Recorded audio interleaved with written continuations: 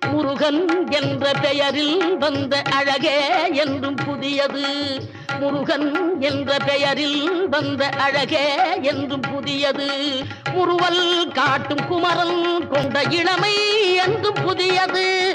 முறுவல் காட்டும் குமரன் கொண்ட இளமை என்றும் புதியது. உன்னை பெற்ற அன்னையர்க்கு உனது லீலை புதியது. உன்னை பெற்ற அன்னையர்க்கு